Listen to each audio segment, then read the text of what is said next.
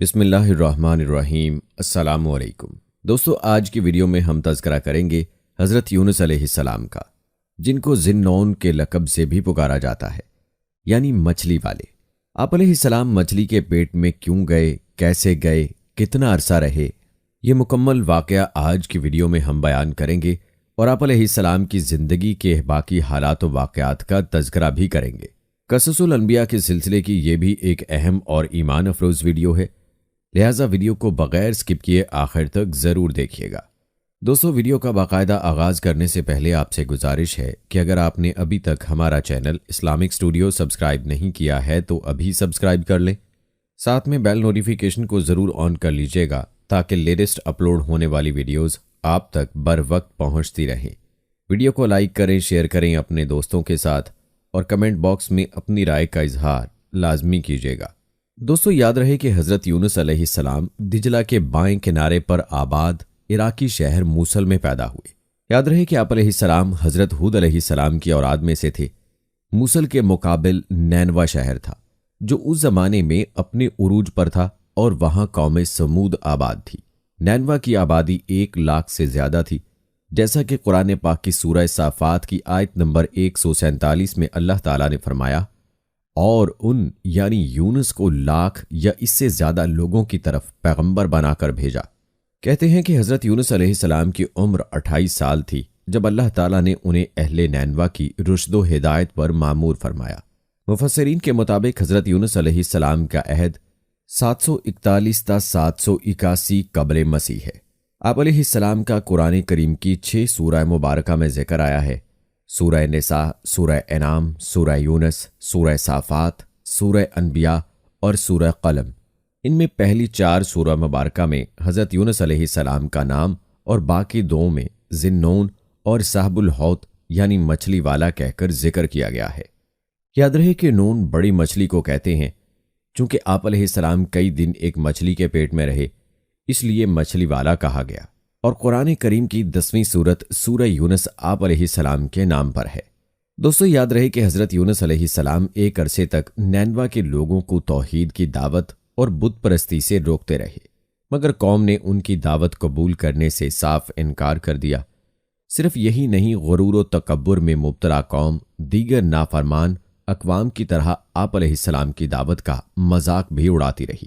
جب ان کی سرکشی اور نافرمانی انتہا کو پہنچ گئی تو اللہ تعالیٰ نے حضرت یونس علیہ السلام کو حکم دیا کہ لوگوں کو آگاہ کر دو کہ 3 دن کے اندر اندر ان پر عذاب آنے والا ہے۔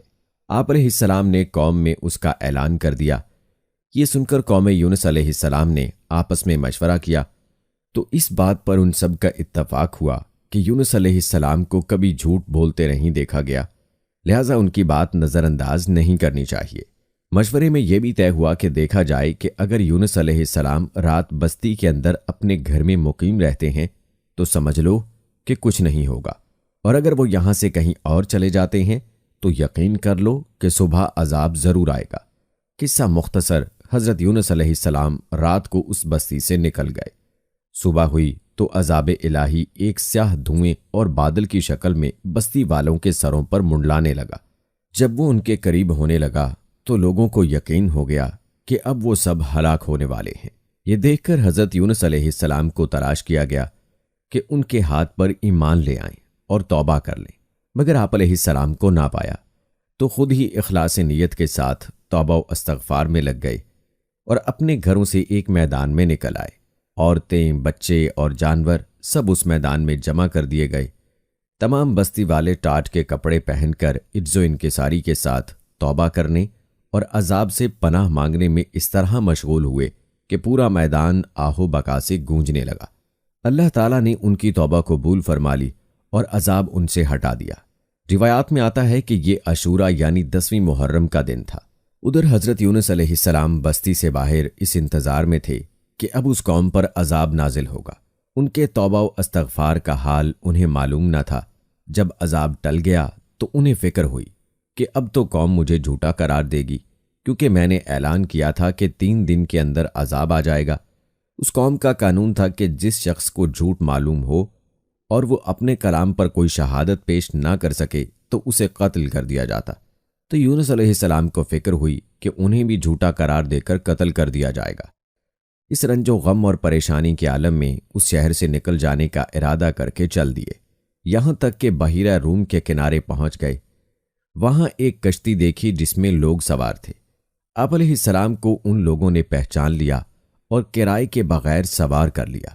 کشتی روانہ ہو کر جب وسط میں پہنچی تو دفعتاً ٹھہر گئی، آگے بڑھتی ہے اور نہ پیچھے۔ کشتی والوں نے منادی کی کہ ہماری اس کشتی میں کوئی ظالم گناہگار یا بھاگا ہوا غلام سوار ہو جاتا ہے تو یہ کشتی خود بخود رک جاتی ہے۔ ایسے آدمی کو چاہیے کہ خود کو ظاہر کر دے تاکہ اس کی وجہ سے سب پر مصیبت نہ آئے۔ اس پر حضرت یونس علیہ السلام بول اٹھے کہ وہ بھاگا ہوا غلام گناہگار میں ہی ہوں، کیونکہ اپنے شہر سے نکل کر کشتی میں سوار ہونا ایک طبعی خوف کی وجہ سے تھا، بے اذن الہی نہ تھا، اور اللہ تعالیٰ کے حکم کے بغیر یوں چلے آنے کو حضرت یونس علیہ السلام کی پیغمبرانہ شان نے ایک گناہ قرار دیا کہ پیغمبر کی کوئی نقل و حرکت بلا اذن الہی نہیں ہونی چاہیے تھی۔ بہرحال آپ علیہ السلام نے فرمایا کہ مجھے دریا میں ڈال دو تو تم سب اس عذاب سے بچ جاؤ گے، مگر کشتی والے اس پر تیار نہ ہوئے، بلکہ انہوں نے قراندازی کی تاکہ جس کا نام نکلے اسے دریا میں ڈالا جائے، لیکن قراندازی میں بھی آپ علیہ السلام ہی کا نام نکل آیا۔ لوگوں کو اس پر تعجب ہوا تو کئی مرتبہ قراندازی کی گئی اور ہر مرتبہ آپ علیہ السلام ہی کا نام آتا رہا، جس کا ذکر قرآن کریم کی سورہ صافات کی آیت نمبر 141 میں اس قراندازی اور حضرت یونس علیہ السلام کا نام نکلنے کا ذکر موجود ہے۔ ایک طرف قراندازی میں نام نکلنے پر آپ علیہ السلام کو دریا میں ڈالے جانے کا سامان ہو رہا تھا، دوسری طرف ایک بہت بڑی مچھلی اللہ تعالیٰ کے حکم پر کشتی کے قریب منہ کھولے موجود تھی کہ آپ علیہ السلام کو اپنے پیٹ میں جگہ دے۔ حضرت یونس علیہ السلام جیسے ہی پانی میں گئے، مچھلی نے فوراً انہیں اپنے پیٹ میں لے لیا۔ اس بارے میں حضرت عبداللہ بن مسعود رضی اللہ تعالی عنہ نے فرمایا کہ حضرت یونس علیہ السلام اس مچھلی کے پیٹ میں 40 روز رہے، یہ انہیں زمین کی تہہ تک لے جاتی اور دور دراز کی مسافتوں میں پھراتی رہی۔ بعض افراد نے 7، بعض نے 5 دن اور کئی ایک نے مچھلی کے پیٹ میں رہنے کی مدت چند گھنٹے لکھی ہے۔ البتہ دوستو، حقیقت حال تو اللہ تعالیٰ ہی کو معلوم ہے۔ اس حالت میں حضرت یونس علیہ السلام نے دعا کی، لا الہ الا انت سبحانک انی کنت من الظالمین، تو اللہ تعالیٰ نے دعا قبول فرمائی اور مچھلی نے آپ علیہ السلام کو بالکل صحیح سالم حالت میں کنارے پر ڈال دیا۔ مچھلی کے پیٹ کی گرمی سے ان کے بدن پر کوئی بال نہ رہا تھا۔ اللہ تعالیٰ نے ان کے قریب ایک درخت اگا دیا جس کے پتوں کا سایہ آپ علیہ السلام کے لیے راحت کا سبب بن گیا۔ نیز ایک جنگلی بکری اللہ تعالیٰ کے حکم سے صبح شام آپ علیہ السلام کے پاس آ کھڑی ہوتی اور آپ علیہ السلام اس کا دودھ پی لیتے۔ دوستو، معرف القرآن میں مفتی صاحب فرماتے ہیں کہ اس قصے کے جتنے اجزاء قرآن پاک میں مذکور ہیں یا احادیث مبارکہ صلی اللہ علیہ وآلہ وسلم سے ثابت ہیں وہ تو یقینی ہیں، باقی اجزاء محض تاریخی روایات پر مشتمل ہیں جن پر کسی شرعی مسئلے کا مدار نہیں رکھا جا سکتا۔ اور ہم نے قصص الانبیاء کے سلسلے کی جتنی بھی ویڈیوز اپلوڈ کی ہیں الحمدللہ قرآن و حدیث کی روایات پر مشتمل ہیں، ان میں ادھر ادھر کی کہانیاں ہم نے شامل نہیں کی۔ دوستو، روایات میں سمندری جانوروں کی تسبیح کے حوالے سے حضرت ابو ہریرہ رضی اللہ تعالی عنہ سے منقول ہے کہ رسول اکرم صلی اللہ علیہ وآلہ وسلم نے فرمایا، جب اللہ تعالیٰ نے حضرت یونس علیہ السلام کو مچھلی کے پیٹ میں قید کرنے کا ارادہ فرمایا تو مچھلی کو حکم دیا، ان کو لے لو، لیکن ان کے گوشت پر تیرا تصرف نہیں، کیونکہ یہ تیری غذا نہیں ہے۔ جب مچھلی آپ علیہ السلام کو لے کر سمندر کی انتہائی نچلی سطح میں پہنچی تو آپ علیہ السلام نے کچھ آہٹیں سنی۔ اس پر اللہ تعالیٰ نے وحی فرمائی، یہ سمندری جانوروں کی تسبیح ہے۔ اس موقع پر حضرت یونس علیہ السلام نے بھی تسبیح کی۔ جب فرشتوں نے آپ علیہ السلام کی تسبیح سنی تو بارگاہ خداوندی میں عرض کرنے لگے، اے ہمارے پروردگار، ہم ایک نحیف اور کمزور سی آواز کسی اجنبی زمین سے سن رہے ہیں۔ اللہ تعالیٰ نے فرمایا، یہ میرا بندہ یونس ہے۔ فرشتوں نے عرض کیا، وہ تو نیک بندے ہیں اور ان کی طرف سے ہر شب و روز آپ کے پاس نیک عمل پہنچتا ہے۔ اللہ تعالیٰ نے فرمایا، ہاں، یہ میری بہت اچھی تسبیح کرتے ہیں۔ پھر فرشتوں نے اللہ تعالیٰ کے حضور حضرت یونس علیہ السلام کی سفارش کی تو اللہ تعالیٰ نے مچھلی کو حکم دیا اور اس نے آپ علیہ السلام کو سمندر کے کنارے ڈال دیا۔ جیسا کہ قرآن کریم میں ارشاد باری تعالیٰ ہے کہ پھر ہم نے ان کو جبکہ وہ بیمار تھے فراخ میدان میں ڈال دیا اور ان پر ایک بیلدار درخت اگا دیا۔ کہتے ہیں کہ آپ علیہ السلام کا بدن مچھلی کے پیٹ میں رہنے سے انتہائی لاغر اور کمزور ہو چکا تھا، جیسا کہ قرآن مجید کی سورہ صافات کی آیت نمبر 143 اور 144 میں اللہ تعالیٰ کا ارشاد ہے، پھر اگر وہ اللہ کی پاکی بیان نہ کرتے تو لوگوں کے اٹھائے جانے کے دن تک اس کے یعنی مچھلی کے پیٹ میں رہتے۔ دوستو، تفسیر ابن جریر میں حضرت سعد بن مالک رضی اللہ تعالی عنہ سے مروی ہے کہ انہوں نے نبی اکرم صلی اللہ علیہ وآلہ وسلم کو فرماتے ہوئے سنا، اللہ کو اس نام سے پکارا جائے تو دعا قبول ہوتی ہے اور جو مانگا جائے اللہ عطا فرماتے ہیں، یعنی حضرت یونس علیہ السلام کی دعا کے ساتھ۔ راوی کہتے ہیں کہ میں نے استفسار کیا، یا رسول اللہ صلی اللہ علیہ وآلہ وسلم، یہ حضرت یونس علیہ السلام کے لیے خاص ہے یا تمام مسلمانوں کے لیے ہے؟ آپ صلی اللہ علیہ وآلہ وسلم نے فرمایا، یہ حضرت یونس علیہ السلام کے لیے خاص ہے اور مومنین کے لیے عام۔ جب بھی وہ اس کے ساتھ دعا کریں، کیا تم نے اللہ کے فرمان کو نہیں سنا؟ پھر یونس علیہ السلام نے اپنے رب کو تاریکیوں میں پکارا، لا الہ الا انت سبحانک انی کنت من الظالمین، تیرے سوا کوئی معبود نہیں، تو پاک ہے، بے شک میں ہی قصوروار ہوں۔ تو ہم نے اس کی دعا قبول کی اور اس کو غم سے نجات دی، اور ہم مومنین کو اس طرح نجات دیتے ہیں۔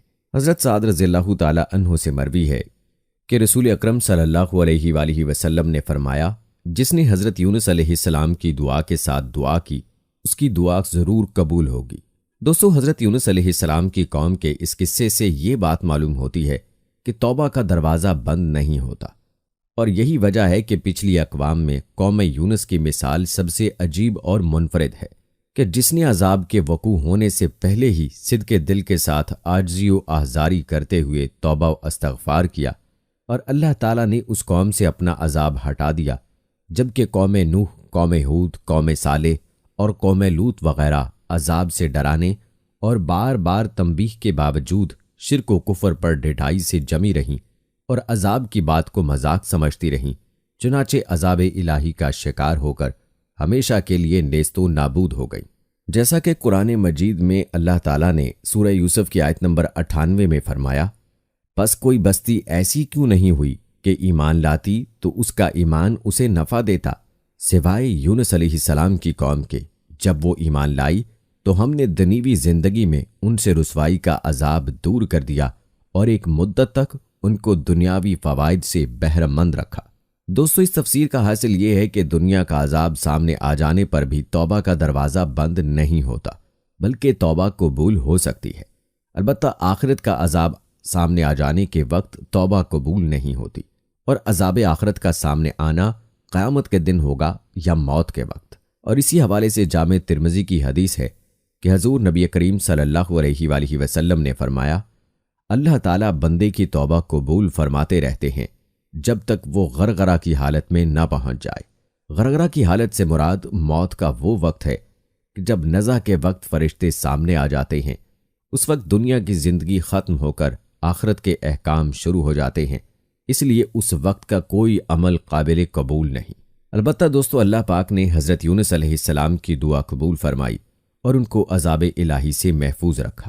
بہرحال یونس علیہ السلام کو اللہ پاک نے صحت و تندرستی دے کر اب دوبارہ نینوا جانے کا حکم دیا کہ قوم میں رہ کر ان کی رہنمائی فرمائی جائے۔ چنانچہ حضرت یونس علیہ السلام نینوا واپس تشریف لے گئے، اور قوم کے لوگوں نے جب انہیں دیکھا تو خوشی کا اظہار کیا۔